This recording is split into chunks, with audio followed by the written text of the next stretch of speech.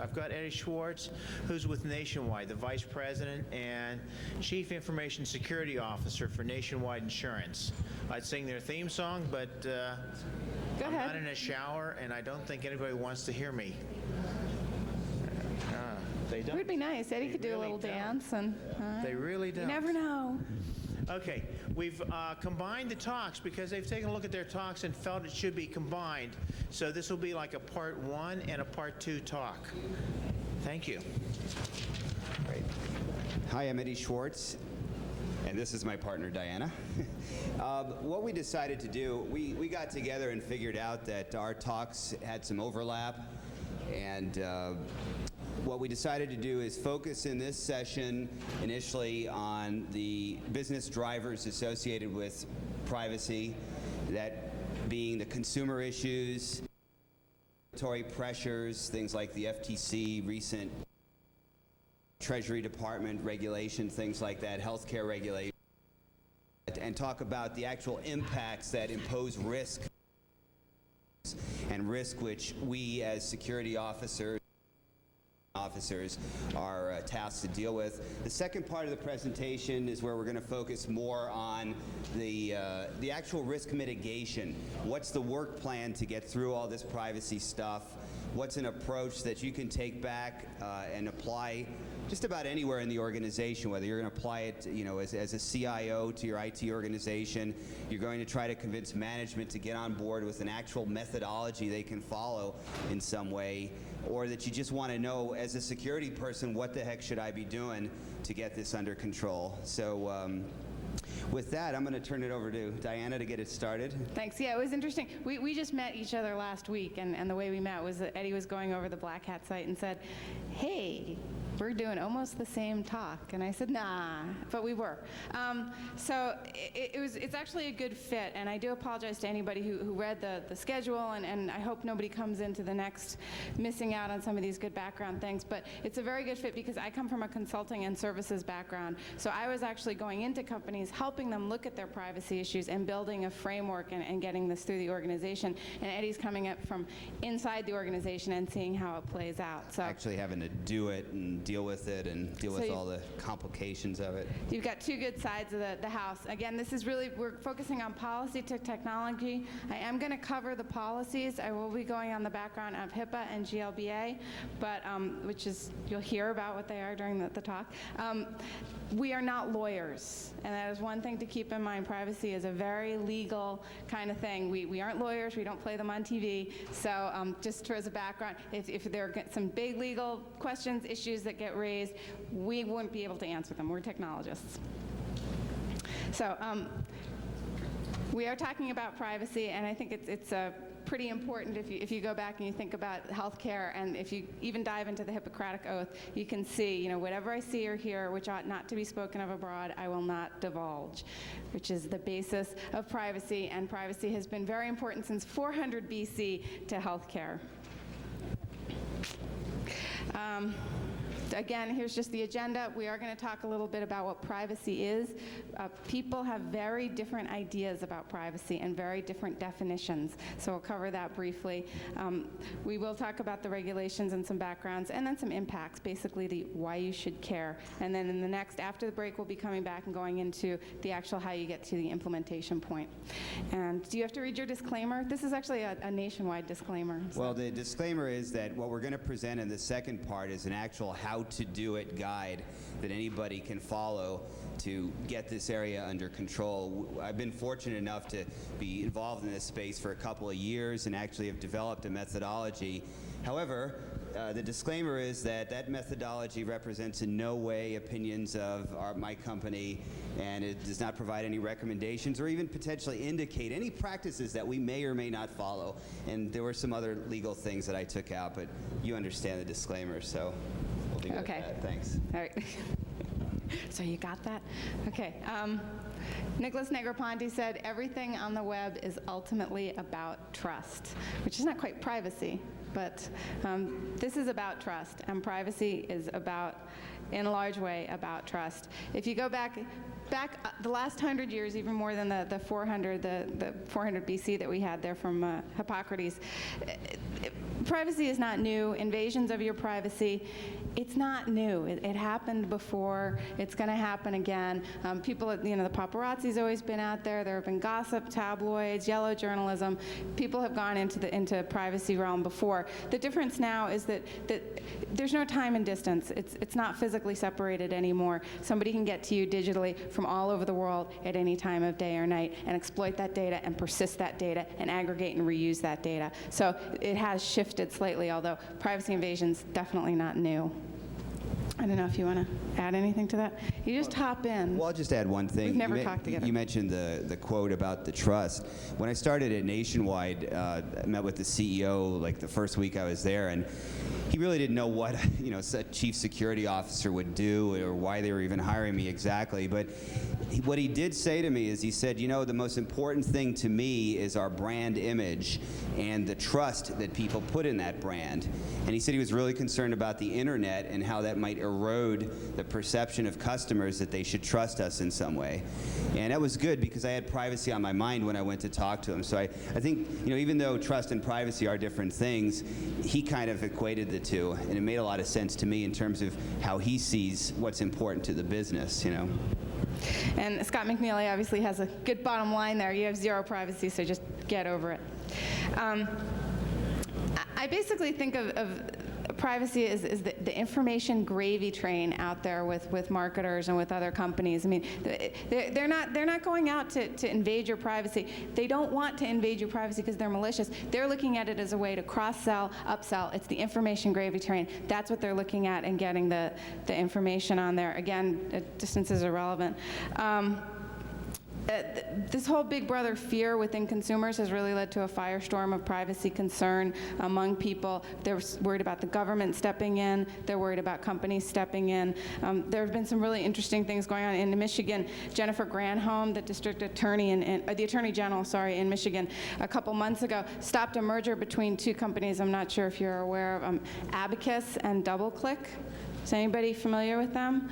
DoubleClick does a clickstream tracking on the web. You're going, yeah, I know them. Yeah. Well, do you know what Abacus is? Okay. Ha. Okay, Abacus is the company that, have you ever had, a lot of times they'll ask you what's your zip code out there at a retailer, or have you ever purchased anything? You get one catalog in the mail from Smith & Hawken or Pottery Barn, and you buy, and then maybe a year later you get another catalog. But finally one day you buy something from that catalog, and all of a sudden, whoosh, you get catalogs from all these different vendors. That's because a company called Abacus was aggregating your data and sending you out new bits of information. Well, so Abacus was tracking people in the real world at stores and through catalogs. DoubleClick was tracking what people were doing over the internet. DoubleClick bought Abacus a few months ago, and they wanted to get together and aggregate that data so that they could learn about what you were doing on the web and what you were doing on the land. And the Attorney General of Michigan, Jennifer Granholm, stepped in and said, yeah, I don't think so, guys. Let's stop this for a little while. Because there is a firestorm. There is a big concern with folks about getting that The other issue recently, if you've seen, a lot of these .coms are going bankrupt. I guess the stock price dropped through the floor. One of the things you may have seen is ToySmart, and basically they had a customer database, including information on the ages of children and so on, and basically they wanted to go and sell that database as part of their bankruptcy procedures. The FTC stepped in and obviously stopped them from doing that, but we're going to see more and more issues where ToySmart may have had a privacy policy posted on their website. Something happens, and unfortunately bankruptcy law would allow them potentially to do this. This is very bad, obviously, and I'm sure you as consumers wouldn't find that very appealing if you had agreed to do business with them under certain terms, and then they go and breach those terms later on for other reasons, and you don't have a say in it, basically. Again, privacy is something that people have very different definitions for. They're slippery definitions. They're shifting around. Privacy itself has gotten very, very political in the past few months. Marketing has one idea of it. Technical folks tend to think of privacy as, hey, doesn't that mean it's encrypted over the wire? Isn't that privacy? But now, that's personal people. Personally, you have an idea of what's your privacy as somebody looking in your window, that kind of thing. So I put up here the American Society for Testing and Materials, and they do definitions. They're a definition group, and they have privacy as the right of the individual to be left alone. Confidentiality is the responsibility for limiting the disclosure of private matters, and security is the means to control access and protect. You can take those definitions or not if they have value for you. A lot of people who are working with privacy right now do, though, refer to the ASTM definitions, which is why I'm sharing them with you now. We're going to go into... I was just going to say an important subpoint for security people on this is that, why do security people care about privacy? Well, because we are a significant enabler for the success of a privacy program. In terms of these definitions, I mean, that's one of the things you want to take home to your, whoever you work for, is that you can't do privacy if you don't have this enabler in place. Yeah, I sort of laugh. A lot of people, when I was at the Big Five consulting firm, a lot of people would say, so what's the privacy killer app? What's the tool? What's the privacy tool? P3P? Is that going to be it? Is that going to solve all the problems? No. There's no silver bullet for privacy. And really, if you're very familiar with security, you can see that the ways that privacy ultimately will be implemented technically are a lot of the tools that we have been using as security professionals for years and years and years. There's not a lot of brand new bells and whistles. A lot of the stuff that's coming through is legally related, policy related. But when it gets down to how are you protecting data on a machine, it's encryption. We know that. How are we striating responsibility and keeping data separated on a machine? We've been doing that with trusted operating systems. There's not a big privacy solution. One privacy software, buy it off the shelf and you're private. You want to do your lexicon? Sure.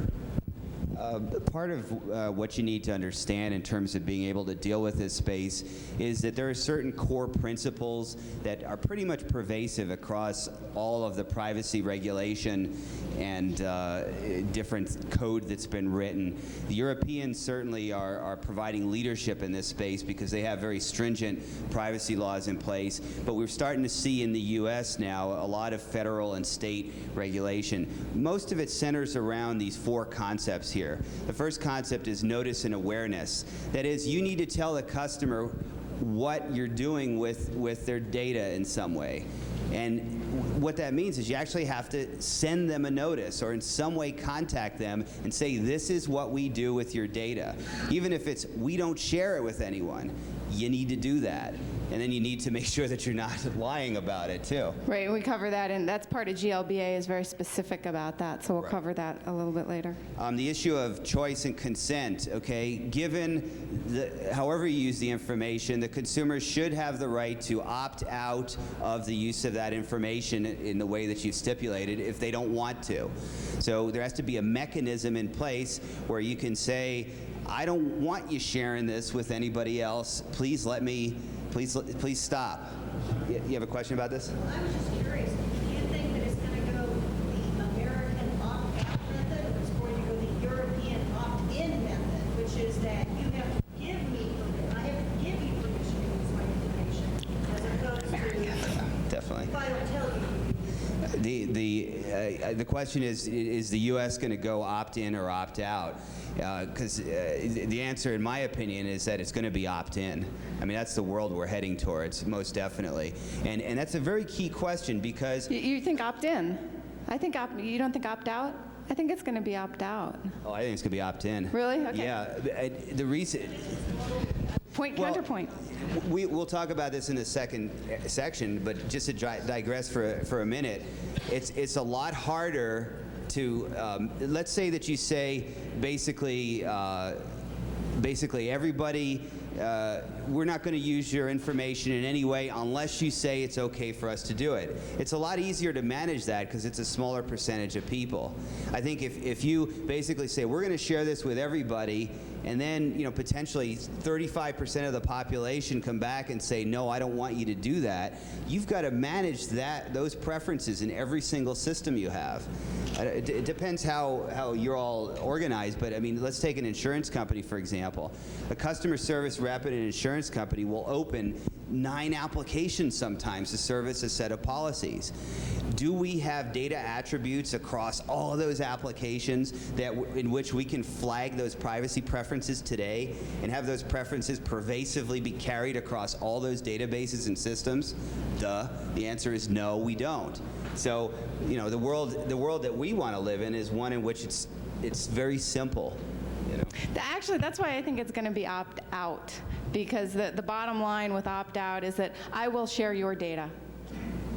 That's it. And you have the option to opt out, but I'm going to be sharing your data. So if you don't check, so the retailers or the companies that want to do the infogravy train are going to bet that a lot of people aren't going to even bother checking that opt-out box. And then if they do check it, okay, well now I won't be able to use your data. But it's a path of least resistance. It's setting them up to have the data. So that's why I'm going to vote for. I vote opt-in. Okay, I vote opt-out. All right, a year from now, we'll see. Okay, the third issue is security integrity, and this is a key point for all of us here. What things are we doing to make sure that the data on an individual is accurate in nature and that there are security controls surrounding that data, processes, mechanisms of some sort, policies, et cetera. And a lot of regulation is very vague on this today. We're now getting real regulatory guidance on what constitutes due care in this, and we'll talk about that more later. And finally, enforcement and redress. What do I do if I feel you're not playing with me the right way? You're not being square with me, you're not notifying me, you're not doing what I ask you to do with my data. What recourse do I have? How is that whole thing handled? Keep going? Sure, well, yeah. Okay, personal identifiable information, that's what we're talking about here. It's something that identifies you uniquely in some way, some combination of your personal attributes, okay? If it were just, let's say, your last name and your age, it might be a little harder to track you than if it was your full name and address, let's say. That would be personally identifiable information. Or your social security number and some other attribute. There are ways to link these things together. You also might see it listed as III, individually identifiable information, and sometimes it's referred to in privacy that way. 3 potential choices in what companies would do. Opt-out is basically the company has said, I'm sharing your data. If you want me to stop doing it, call me and let me know, and we'll take you out of that. Opt-in is basically, we've got all these cool business partners that we want to share your data with, but we're not going to do it unless you say you want to participate in that in some way. So you're opting into the use of that data. Do not share is, we don't share your data, period. And that's a position that we've actually taken at Nationwide, which we do not share. So that's good. So now you know, if you're privacy aware, you might want to go to Nationwide.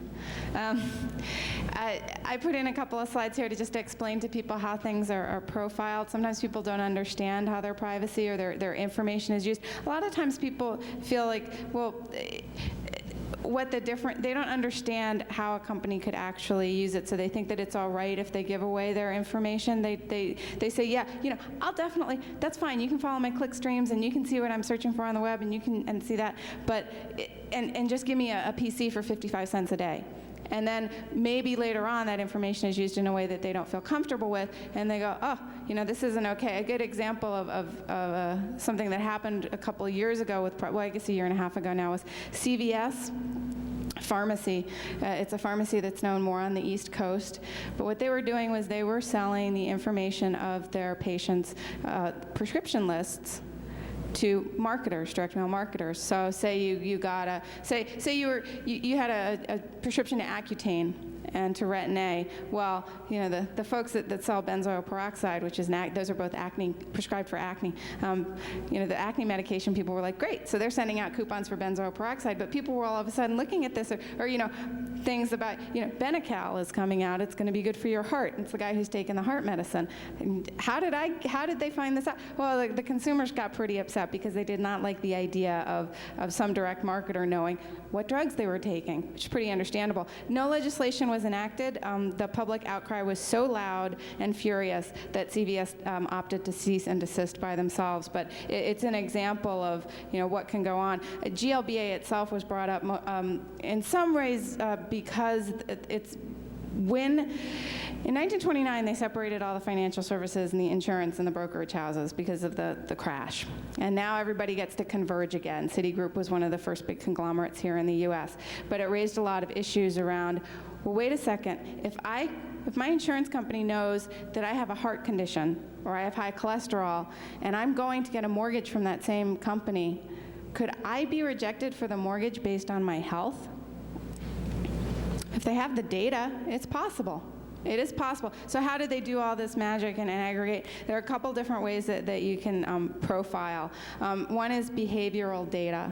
So you profile how somebody acts in a given situation. That may sound a little strange digitally, but an example that you all have probably experienced is your credit card. Your credit card does heuristics and profiling of how you spend on that card. And when they find something that's very anomalous, they will call you up, or they will potentially stop the card. So if you tend to spend, I had my card stolen a couple years ago, and I didn't know, and I got a call from my credit card company, and they said, "Are you in Rhode Island right now?" And I was at my home in Boston, picked up the phone. "Are you in Rhode Island right now charging $1,000 worth of running shoes?" And I said, "No." They said, okay. So they canceled out the card, but they knew that I didn't go and charge in that particular way. It wasn't even in the amount, because I have charged higher amounts. It was the profile of my behavioral data. So you can digitally learn how somebody acts. A lot of intrusion detection right now, some of it is looking at how people act and learning around that. Also, buying preferences are another thing that can get tracked. Amazon does it to you. They learn what kind of books you like, and then lo and behold, the next time you go, if there's a book along the kind of thing that you're interested in, there it is. In some ways, this is very positive, right? We want our credit card companies to stop misuse on our credit cards. That's a good thing. And maybe you like that Amazon is telling you when something new is coming out. I mean, I had an interesting case where one of the bands I like a lot, one of the members was in another band, and I hadn't known about it, and Amazon knew to tell me. And that was great. But it can also be kind of spooky if you turn around and see how it could be used against you. Yeah, like their community profiles. If you go on there and you look at some book and it says, this is the #2 book at HP this week or something like that. I mean, I don't know about you, but as a corporate security officer, it bugs me that some company that I didn't authorize is advertising that all of our employees bought the latest Daniel Steele book or something like that. Because first of all, if they're associated with the company when they bought it, they must have bought it on company time, or they somehow tracked it from our an IP address, or who knows how they did it. That kind of stuff bugs me. I would definitely want to somehow block that. So. Aggregated data is when they start gathering your data and slicing and dicing it to find new and interesting things about you. The Abacus and Clickstream example was an example of aggregated data. And you can be very active about it. You can opt to release that information digitally. It can also be pretty passive. Clickstream tracking is one of those. A lot of people don't realize how tracked they are out on the web. And I think that you said there was an example in this book but I have written a couple papers on this, and I do walk through an example, and I think that there might be something similar in here, where somebody just goes on the web and starts to track something. Let's say they're depressed, so they start off at an herbal site and read about St. John's worts, and then they go and read something at a psychological site about depression, and then maybe they go to the drugstore and they're out of razor blades, but they buy razor blades. Could somebody link all those together? Yeah, conceivably. I mean, the information can certainly be aggregated. Could somebody make a choice on that and make a decision to come over to your house and ask about your state of health? Yes, you had a question. Regarding opt-in and opt-out, is that always in respect to when that information will be shared with third parties, or is that just whether it's okay for whoever doing business with on the web can track you just in-house, like basically? the clickstream tracking is not really right now much of an opt-out. People are clickstream tracked without sometimes any ability to opt out of it. Opt-in, opt-out generally, though, is going to adhere to whatever policy is posted by that company. So third-party sharing is very often something that's described in certainly financial services, health insurance, that sort of thing. But you'd have to read whatever company's opt-in, opt-out policy you're adhering to when you... And try to understand it. Because in our case, I mean, we have an insurance business, many insurance businesses. We have healthcare businesses. We have a business that aggregates disability information from many companies and provides profiling patterns of that aggregate information, including our internal employees. Okay, we have financial services, we have 401k, annuities, and so on. Okay, so who is, in between companies, how are they allowed to share? Under certain regulations, they're allowed to share certain things, like financial information under GLB, as long as they're not non-affiliated third parties. Okay, but the healthcare information is not allowed to be shared in terms of PII when it's two different companies we own. So it's a really complex matrix that you have to deal with. And again, just take it down to the systems level for a second and try to imagine the rules engine to manage where data goes based on all these different rules. Even if you've said, I do not share, in our case, it's we do not share with third parties. Internally, we share a lot. That's what I'm saying, actually. 'Cause I think there's, Right. I mean, I think they're very related, and there are kind of separable issues. And I think if I'm choosing to do this, and they're telling me by virtue of logging in that they're going to deposit some cookies on my desktop in order to see what I'm doing. Well, I may or may not be okay with that depending on who the company is, but that's different than sharing my clickstream or purchasing behavior with someone who I haven't explicitly chosen to do that. Yeah, the problem with that is you just turning off the clickstream. I mean, we talk later about Cookie Pal, for example, or something like that. I mean, you can do that, but I've actually encountered websites that won't do business with you if you don't accept cookies, you know? Yeah, or they say that you will get full functionality on our side. Right. Yeah, well, I mean, there are anonymizers out there now. Zero Knowledge is a good example, and I wonder how much take they're going to get in the market because of issues like that. Yes. Clickstream stuff only done through cookies and cooperating parties, or can be done with non-cooperating parties. The example you gave was what was it? You go to an herbal site, then you go to a depression site, then you go to the drugstore. Well, the drugstore's good, so don't worry about that. But the other two, those two entities are connected, and anytime those two. I meant like a drugstore.com site. So, and yes, the clickstreams, I mean, the way DoubleClick works is that you have a deal with DoubleClick and they're depositing cookies on your site. The problem on your hard drive, the problem is that the user may not know that the cookie's getting deposited or that these three different sites have a deal with DoubleClick. Right, and what Diana mentioned earlier too is again the potential aggregation through an Abacus and a DoubleClick.net, for example. You know, Abacus, for example, has what you buy at the grocery store. Okay, now they're going to aggregate that against everything you've done online, and they have a pretty significant amount of data on that. That's kind of scary. Yeah. Still all cooperating parties. Oh, absolutely. Yes. Yeah. Well, here's Yes. another. I mean, tell me if this aggravates you. People are selling your names all the time. Where's your commission on that, you know? I mean, I want some of that cash. I was reading some stats somewhere on what some of these mailing lists are worth and stuff.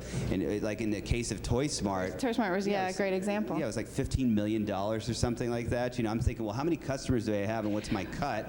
You know, I mean, maybe if they said to you, we'll share your data, okay, but we'll give you a commission every time we share it. Well, if you think about it, some people are doing that, though, right? Because the sites that say, hey, free internet access, just let us track your clickstream everywhere you go. True. You know, then it's like, okay, you've bartered out your habits for the I think the a gentleman in clickstream. the back had a question. I'm sorry, yes.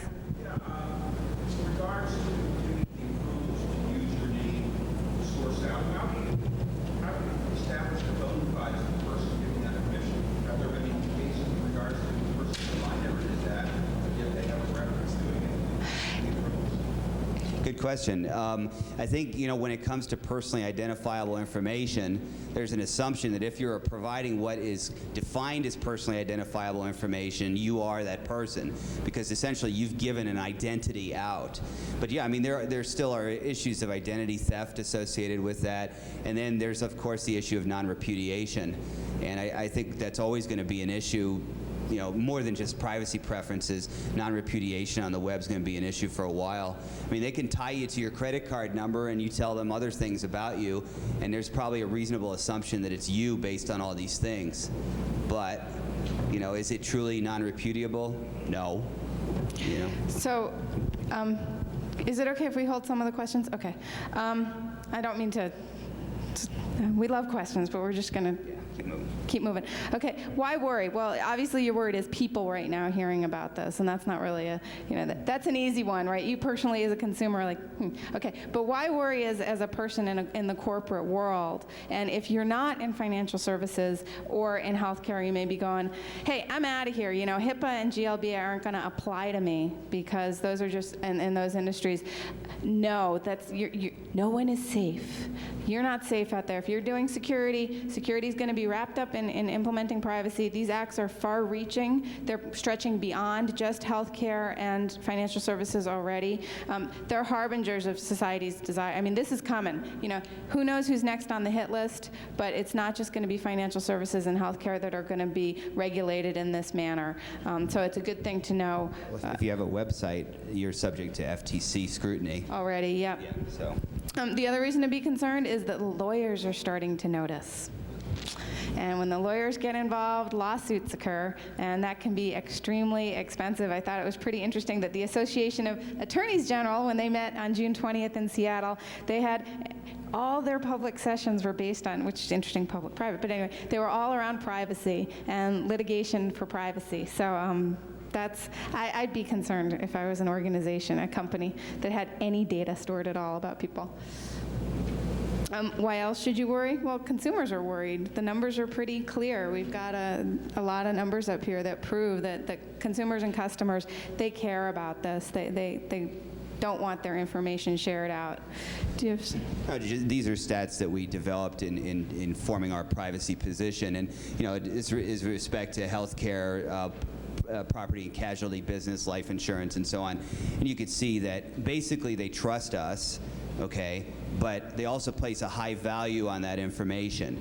So again, we've got to continue to keep the bar high and doing things that keep consumers from worrying about what the heck Nationwide, for example, or any company is doing with their data. Yeah, and also something about as e-business expands and people have partners, your partner may be under some of these regulations, so you may have to adhere to the regulations. Or even something like EU, the data directive. There's a data directive in the European Union, and any company that's doing business with the EU does need to adhere to those regulations. So just not being in financial services and healthcare is not a... And those are opt-in, by the way. Yes, it is opt-in, but the Europeans have a really interesting history that the Americans don't, and I think that's why the Europeans have a stronger privacy policy for it, because there was a time in Europe where records that were kept about your religious, I don't know, your religion, what religion you believed in, were ways to find you and hunt you down and kill you. And that has not happened here in the U.S., and the Europeans are much more aware of privacy, and I think it's because they have a very recent tangible history of how information about you personally can be abused.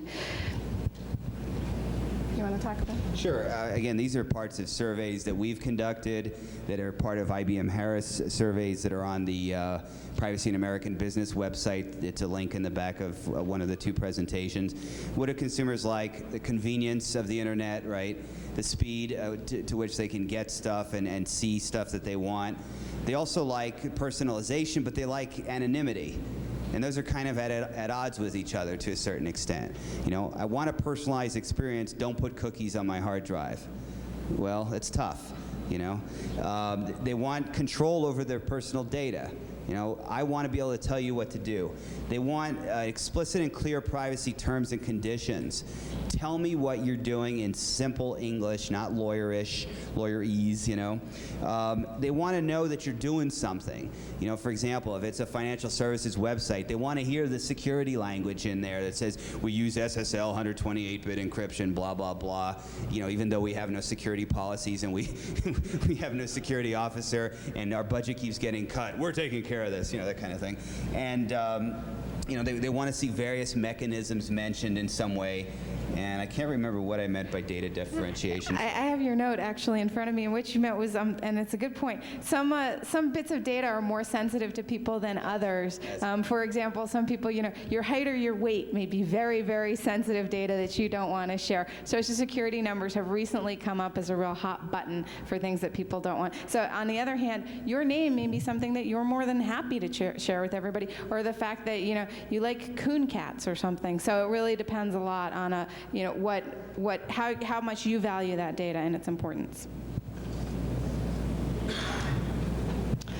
What don't they like? Oh, you want me to do this? Yeah. Okay, what don't they like? You sure this is mine? I think this is yours. Okay, well, anything they can't get, right? That's what people hate that. If they don't understand it, they don't like it. So if you're making things difficult, or like even, you know, this opt-out thing, I don't know if it's inside the company, outside the company, you know, don't confuse people. They're not going to be happy with it. People really don't like things that get shared with third parties at all. You know, if it's again, it's the same point that we heard earlier. Hey, if I'm trusting you as a business, I trusted you. That's okay. Whatever your policies are, I'm going to abide by. But you know, don't go sharing it with that other third party. Same as CVS. CVS, you can have my pharmaceutical, my information, but don't go sharing it with a telemarketer. People don't like things that they didn't ask for most of the time. That's why push technology failed. Now, it's just if you didn't ask for it, you tend not to want it. So don't send people junk mail automatically based on preferences. Don't send them direct marketing stuff. They're not going to like it. What do consumers tend to worry about? These are the top 3 things. Who's seeing my data? What are they going to do with it? And when they find out it's wrong, they get very, very upset. So you want to be careful to protect those for the consumers in your company. And you know, what's interesting is that use and disclosure cover both authorized and unauthorized use of the data. So consumers are, you know, not only concerned about what's allowed, but also what could be misused. The corporations themselves, what are you guys probably worried about?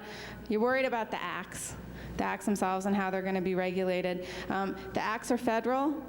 There are state regulations too. The acts tend to be known as something called floors. So that's really a basis that you can adhere to, but the state acts tend to raise the bar a little bit. The international standards and data privacy standards are also big concerns. Across the U.S. right now, there are 400 different pieces of privacy legislation under consideration, both at the state and federal level. So you can imagine the patchwork that you might wind up with. If you're a business that you know, does business all over the country, you might have a problem on your hands if a couple of states decide to raise the bar, let's say to opt in, you know, where everything else is opt out. I mean, that would be a real drag. And there are states that have those kinds of laws under consideration. So far, they haven't gone anywhere, though. Right. Yeah, basically privacy is going to be something that you need to implement in order to be a successful e-business. Customers are saying that they absolutely demand it. You can see a study up here from IBM. And also the FTC is starting to crack down very seriously on people adhering to their privacy policies. I'll give you one case study on that. GeoCities, anyone heard what happened to them? And basically they published a privacy policy that said, you know, they do X with the data. They turned around and completely violated that policy. The FTC came after them, found that they were indeed, you know, violating the use of information, you know, the appropriate uses of information, and put them under a consent decree. What that means is that whenever GeoCities wants to use their customer database, they have to get permission from the FTC before they can do it. Not a good place to be if you're a company in the .com world. So, You want to talk about the Bancorp, U.S. Bancorp, the oversharing? They overshared. Yeah, I mean, again, basically the issue is that it's funny. I'm on a steering committee for a privacy conference towards the end of the year, and all the people want to talk about in a steering committee are online privacy, online privacy. It's like that's the only thing. I mean, I don't know where you guys keep your data, but at Nationwide, it's on mainframes. I mean, it's a back office processes. It's on big sun boxes, on Oracle tables, and that stuff's not out on the internet. I mean, the internet doesn't even see half of that stuff. So the issue is that you can have a situation where there's conflicting objectives between online and offline policy, and you can say online, well, we're protecting your data, where offline you completely violate it out the back door. Can't do that. I mean, basically what you put on your website has to hold through from end to end in your company, and that was a point we faced at first that was difficult.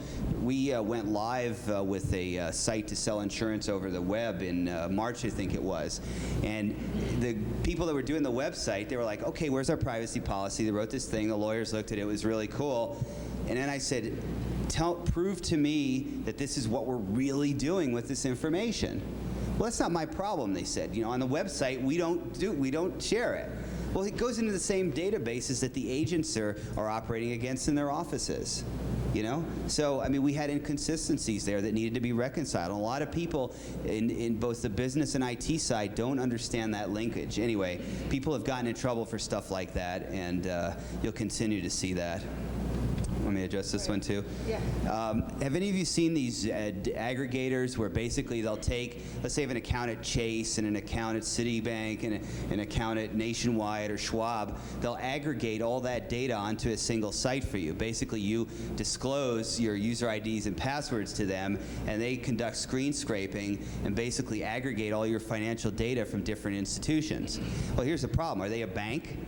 No. Screen scraping is they were going to the website and they were grabbing the data off of the site. That's known as screen scraping. It's usually applied to KICS on a mainframe, right. Getting data off behind a KICS region. So how do who regulates that? Well, for example, the OCC and the financial, the Treasury type of things, FDIC and the Fed, they have no jurisdiction over these organizations. And the banks can't stop these people from doing it if the customer has given their user ID and password over.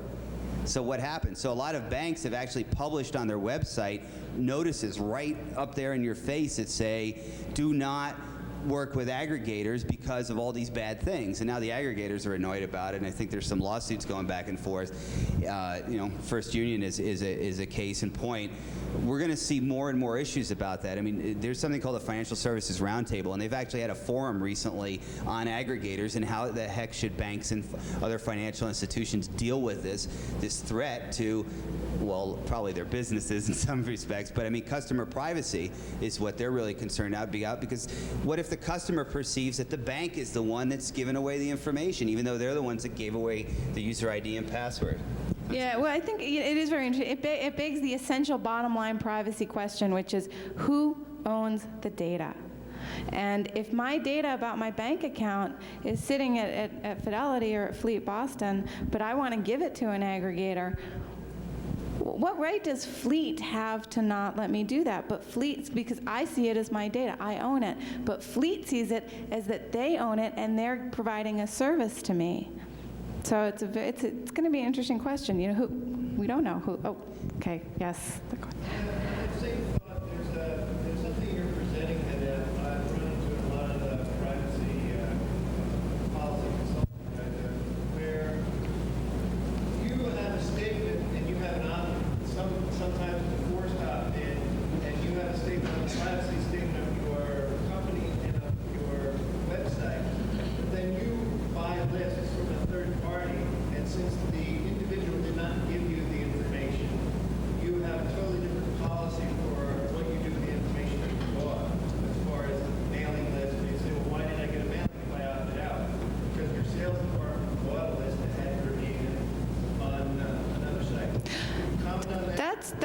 That's a great point. He's bringing up, what if your policy is you allow your own customers to opt out so they don't get the mailing, but then your direct marketing department in your same company buys a list and that customer happens to be on the list, and now you direct mail to them, and how you handle that. A little bit. I'll just address it briefly. If it's a financial institution selling you the list, they can't do it anymore under GLB. I mean, that's a no-no, okay? Because it can't exchange that with non-affiliated third parties, okay? Right. Right.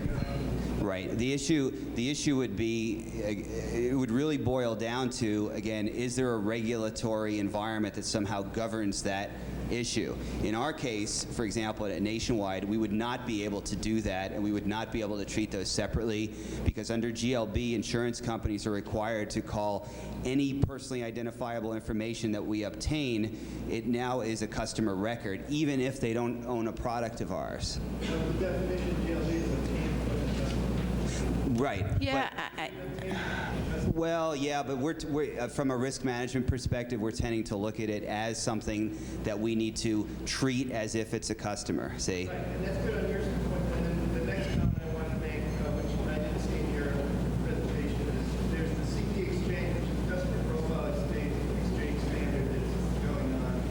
And if you read the prefix spec on that, and for the privacy regulation from the FTC report, if I have a certain piece of information and I put a website that links to another website that has a different policy, then the aggregate screen now has customer profile, like for instance, Lexicon knows what color eyes you have because you fill it out of the red section. But then you go someplace that has something about clothes and they say, well, oh, you like blue clothes because you have blue eyes. These look great with you. That really bothers a lot of people. Sure. But the individual was never identified on the website.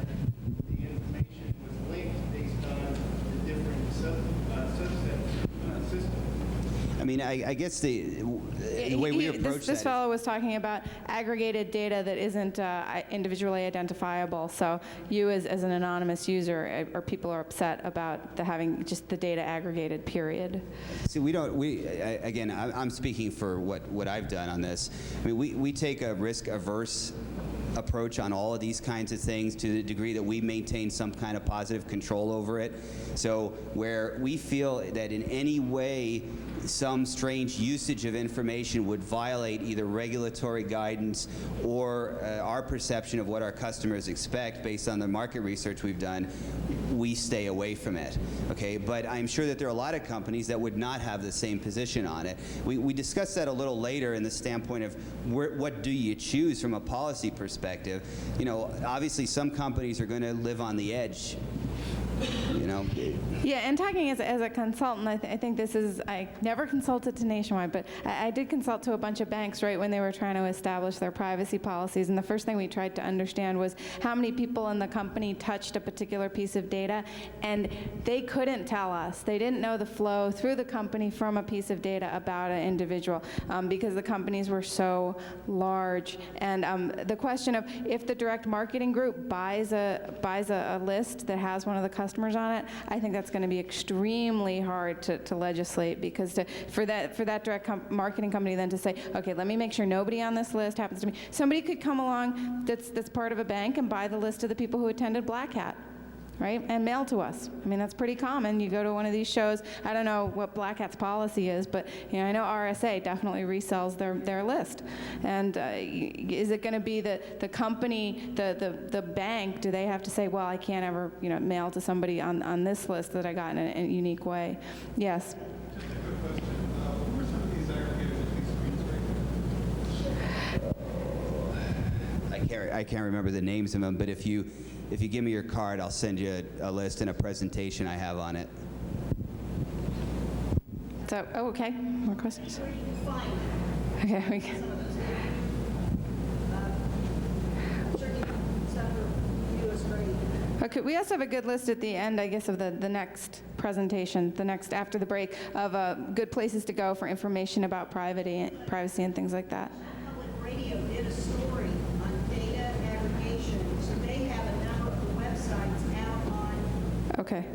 www.npr.org. So The regulations themselves, and I'm going to hold the questions again, if that's okay. The regulations themselves, do you need to plan for privacy? Yeah, you do. And you need a plan. And again, no silver bullet. And I advocate a framework, maybe because I'm a consultant, but I advocate a framework. Eddie's got a slightly different view. We're going to explain to you about how you can actually take this from the stuff we're going to present right now, which is all the techie stuff about what the regulations actually say, try to interpret them for you, and bring those down into something that you can actually implement. The way to do that, I think, is to really start with a matrix.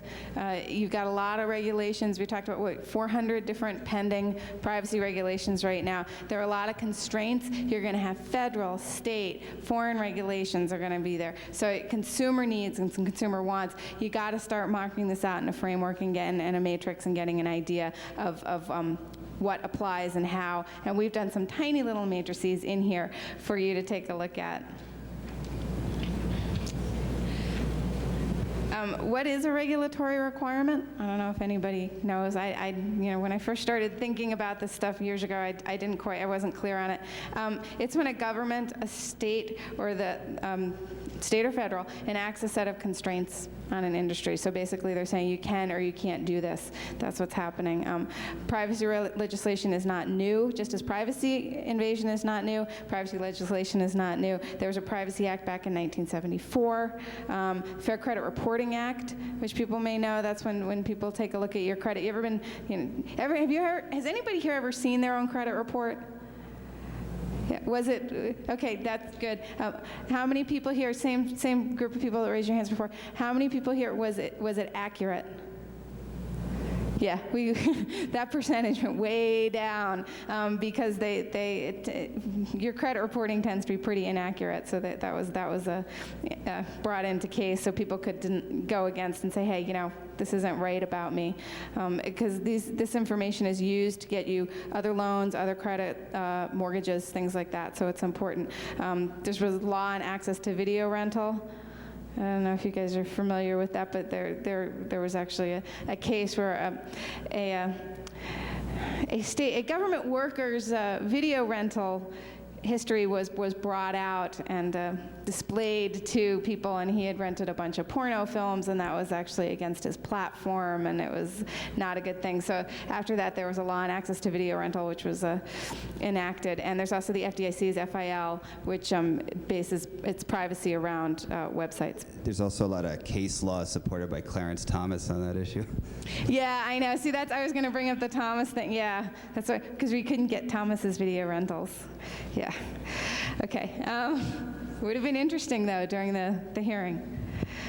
It's not just the United States.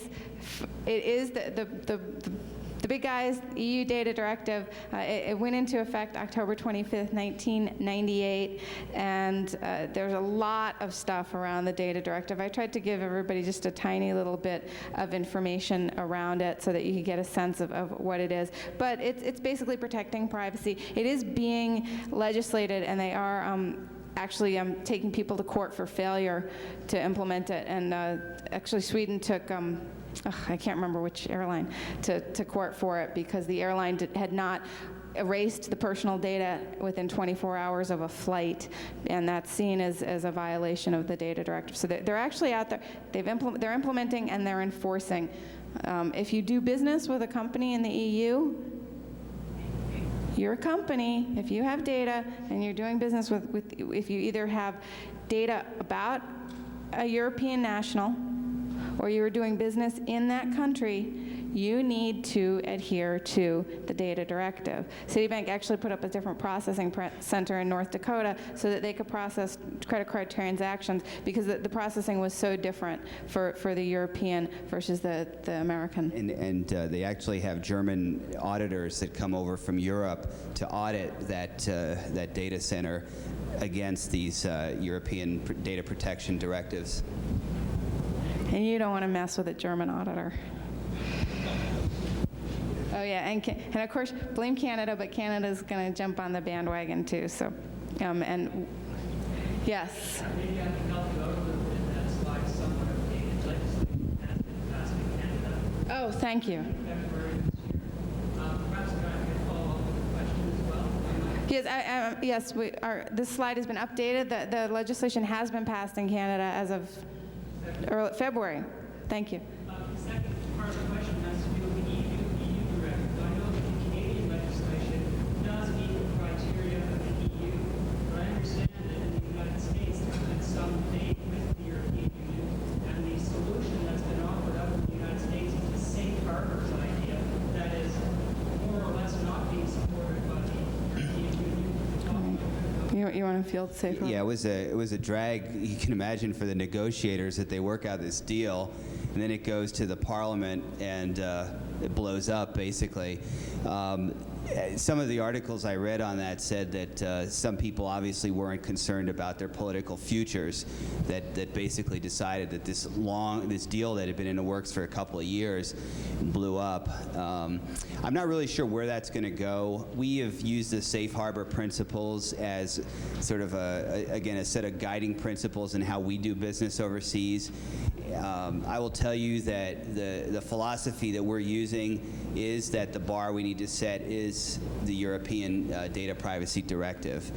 And because we do business in Canada, we do business all over Europe, and it kind of constrains. Just imagine, like, let's say you have a business in Poland, which is a difficult environment in which to do IT today, and you want to have some redundancy somewhere for that business in terms of the infrastructure and so on. It's logical for us to bring it back to the U.S. if we can. In order to do that, we need to meet all of the European regulations. Once you get into that game and you look across your various business units, you suddenly realize that you just have to play at that level. But ultimately, safe harbor would be a good thing if it comes to pass, because it would at least give U.S. companies a model set of practices and procedures that they can follow that the Europeans would find acceptable. But for now, what you are relegated to do is follow the general guidelines of the Data Privacy Directive, and then in individual companies deal with the specific issues associated with registering your company with the local data privacy registrar. So it's complicated. It's a patchwork still. HIPAA and Healthcare speaking. Oh, I'm sorry. You have a question? You've spoken so far about the liability of a company to its end users. What I haven't heard is how that is intermediated to an ASP if one's being used. Is that liability transferred on the ASP, or is there any liability the ASP would have to the company that's accessing it? Good question. Yeah, that is a good question, and I don't know if you were in the talk earlier, right, on ASPs. Yeah, there's a lot of the liability stuff going. And again, we are not lawyers. I mean, but there's the not liability is going to be yet. very, very, very interesting to watch how that plays out. But there are not a lot of examples out there in cases that people have seen it. The U.S. model for this kind of stuff is trying not to do a whole lot of regulation and letting the courts sort it out. And in my opinion, there is not sufficient case law on a lot of these issues that will come up, especially when they're applied against the new regulatory environment. But I mean, you can expect that most of the regulation pretty much gives consumers, individuals, the right to sue companies. And you can imagine both individual and class action lawsuits occurring. Time will tell where this lands us, The companies today that are resisting regulation may in fact support it better when they see a lot of case law that's against, their organizations. I guess my concern is not so much from the point of view of how do you treat the data, how do you store the data. That's the case that everyone can just comply with the most stringent inputs and ranges forever. I'm thinking more along the lines of the opt-in, opt-out piece, where one has got to leave it, in my mind, to the parent company, who's ultimately dealing with these relationships and how they use data. Yeah. If you're operating on their part. Yeah, forcing compliance and being able to enforce compliance is going to be very hard, and then linking liability if there's a failure of compliance. It's just not going to be easy. Okay. HIPAA and Healthcare. HIPAA is the Health Insurance Portability and Accountability Act, and Clinton signed it August 21st, 1966. There was a deadline in there that said that it had to be enacted for privacy legislation on August 21st, 1999. Missed the deadline. So the Department of Health and Human Services stepped in and said, okay, we'll do a federal privacy standard, and they did complete one on November 3rd, 1999. And that's posted, that's known as the NPRM. Anytime you post something like this, it's the Notice of Proposed Rulemaking, NPRM. That's how this stuff goes through the government. People were allowed to, you can post public comments, because this is a democracy, you can post public comments on any NPRM that is available, not just HIPAA, and not just the privacy legislation in HIPAA. HIPAA has a lot of moving parts to it. It's not just about privacy, and in fact, there's legislation on privacy and on security in there, so it's a pretty complicated. Yes, did you have something immediate? Yeah, even though they came up with NPRM, does that mean they still allow to come up with HIPAA, or does that supersede it? Oh, HIPAA is an act that has to do with a variety of different things. One portion of the Administrative Simplification Act part of HIPAA is where the privacy comes in. So privacy in HIPAA is just a tiny part of the overall act. And the privacy and security regulations are just a tiny piece of it. That they missed for the security standards, that's For the privacy standards. Well, yeah, that's. Well, the issue is that HHS released these draft regulations in November. There was a comment period. They got so many comments, which you'll see in a second, that basically they've gone back and are trying to figure out how to reconcile all these comments into some kind of, actual final rule, as it's called. But is there any standard for the healthcare industry at this point? No, there is no final ruling.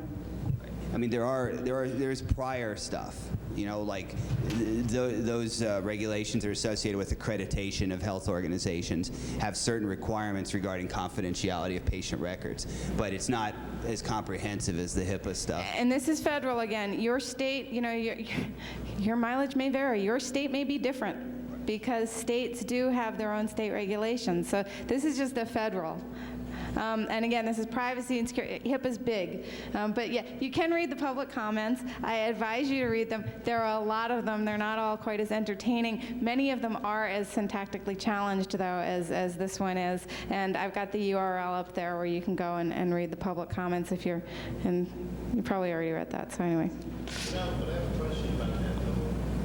HIPAA is supposed to be protecting privacy.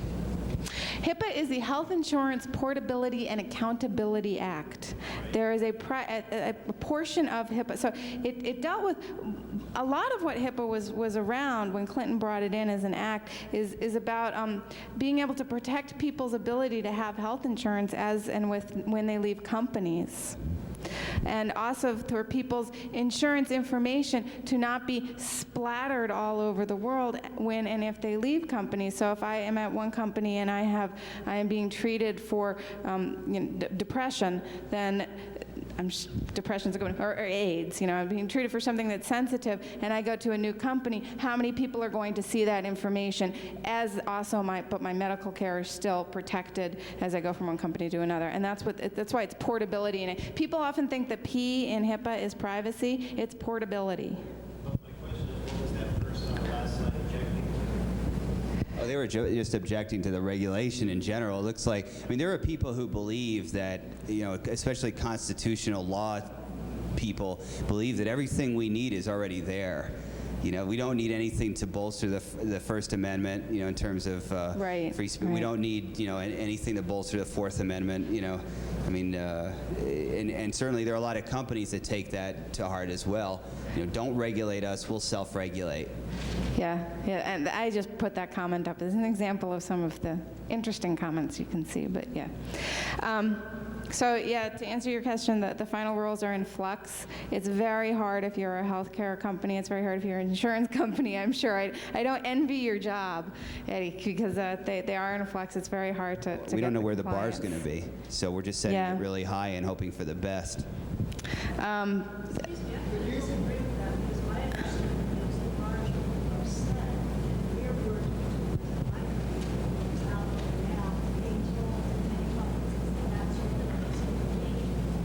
Well, I Right. would say- This woman is saying that she's understanding that the proposed rule is the right bar, and so you're working to that, right? Okay. Yeah, I mean, well, I can tell you that as a common sense person, that makes a lot of sense to me. But I will tell you that we've got a lot of business people in the organization that are hoping that, based on a lot of comments that they've read, that bar gets lowered too. So you see what I'm saying? I mean, it makes a lot of sense to think that way, and that's how I think. But we've got business people on the other side that have developed a business model that they can, you know, go a long way with if that bar is lowered a little bit from where it is. So. Yeah, it is.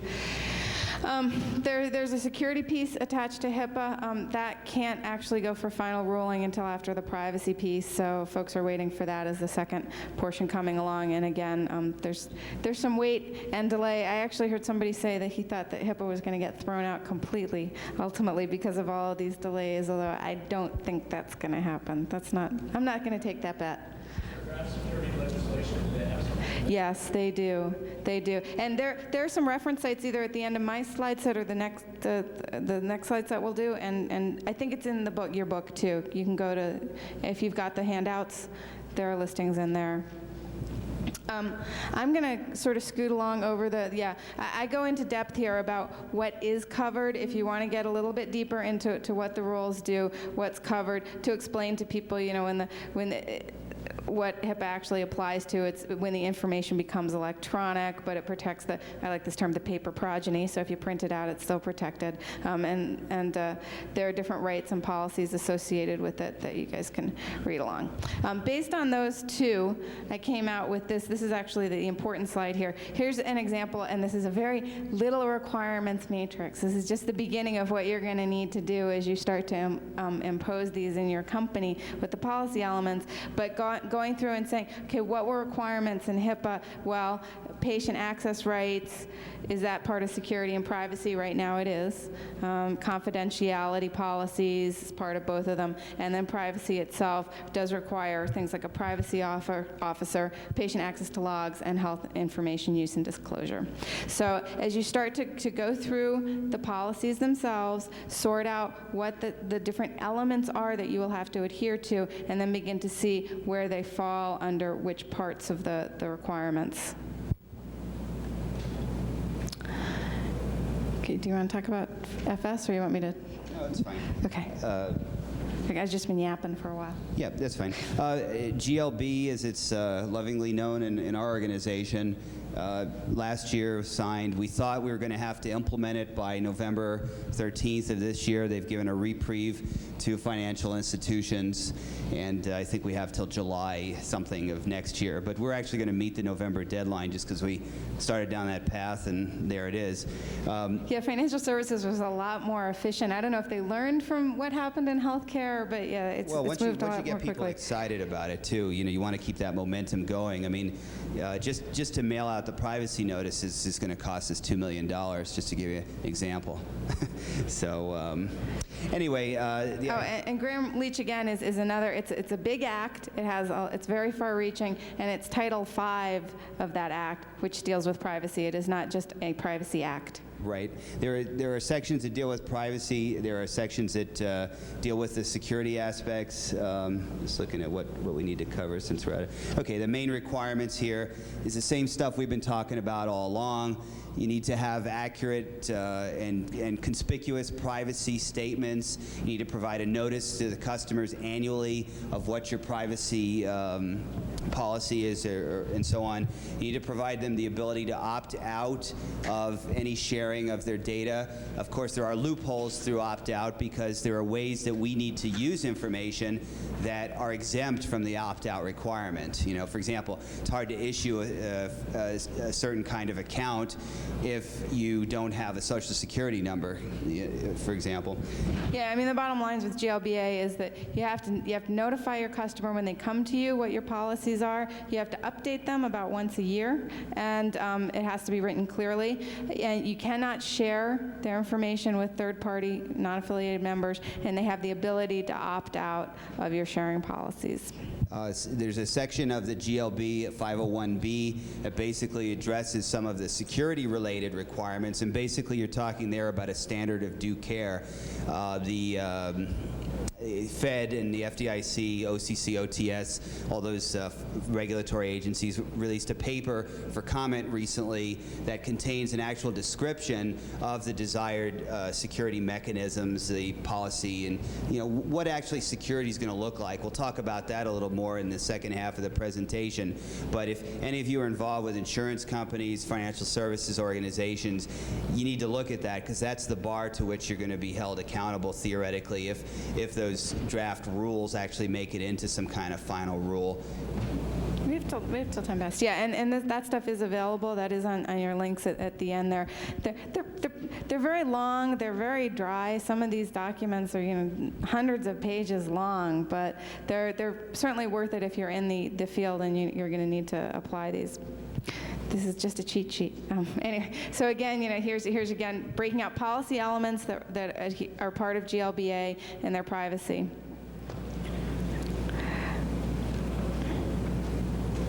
So impacts. This is Eddie's quote. He likes this quote. Impacts.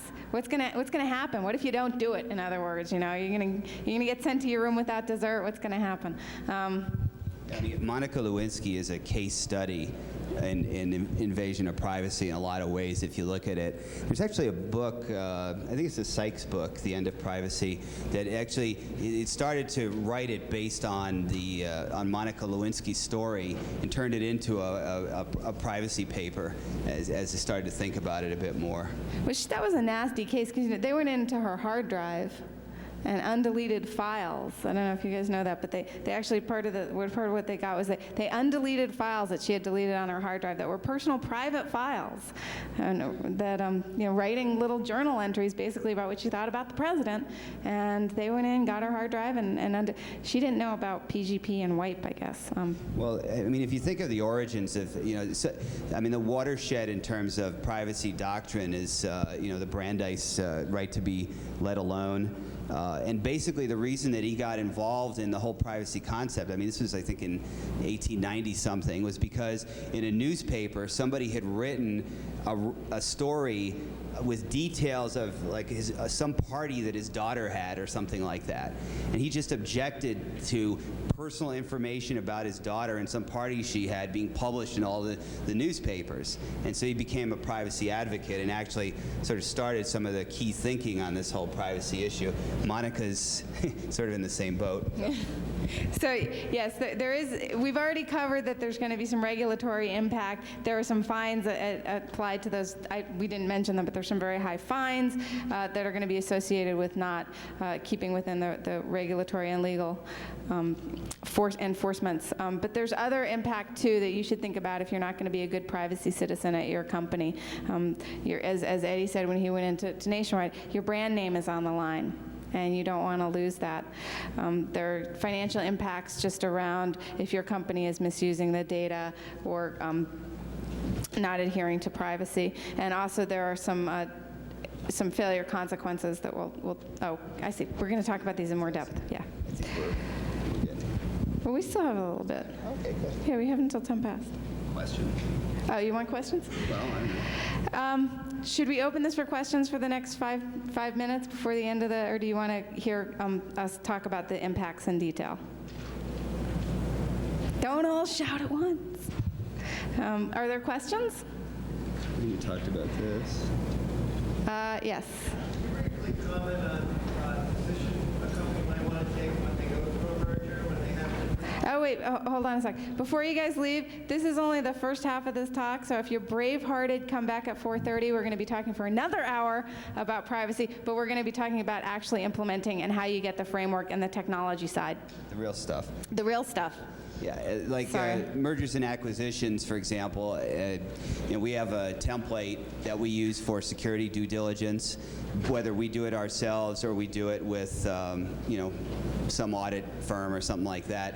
We are building right now a privacy template, and it obviously just mirrors our regulatory stance, mirrors our company stance, and then we do some due diligence. I mean, most of the room are security professionals. When you're in a company and you get bought by somebody and they come in and they have a different security policy stance than you have, you want to protect your position, but you don't want to end up getting picked up in your right? But keep in mind, if you get bought by somebody, you may not be calling the shots either. You know, I mean, we acquire some companies and we have direct control over what happens in the next steps after we buy them. But frankly, you know, we buy some companies that we're told, this company, leave them alone because they're doing fine the way they are. And I was more directed toward regulatory, where, like in the FTC case, where you want to mix the data between the two, where from the merger, the customer list from one company would have to be kept separate, or whether or not that actually is out there. sure. I mean, be subject to, obviously, a lot of due diligence and consideration. Some of it is cut and dried. I think some of it's going to have to be, again, risk management positions. And sometimes the government gets involved. I mean, they certainly did when Travelers and City wanted to go together. I mean, that was the government crawled through their books and really told them, this is how this is going to happen, and it's not going to happen any other way. Any other questions? Yep. Yes. Possible impact of some of the startup companies that say they're not going to sell the data, and then when they're getting ready to go out of business, sell the data. And I know that's they jumped in, and I guess Disney bought the data of one of their sub-companies that was going out because they wanted a reputation. But what's the impact on the companies that do sell the data and then they're gone? I mean, you're gonna, let's put it this way, there's gonna be some consumer backlash, right? But you know, a lot of this stuff exists in gray areas from a regulatory perspective. And you know, luckily, I mean, you've got Robert Pitofsky of the FTC, who is a real privacy advocate. And he, you know, tends to go after companies.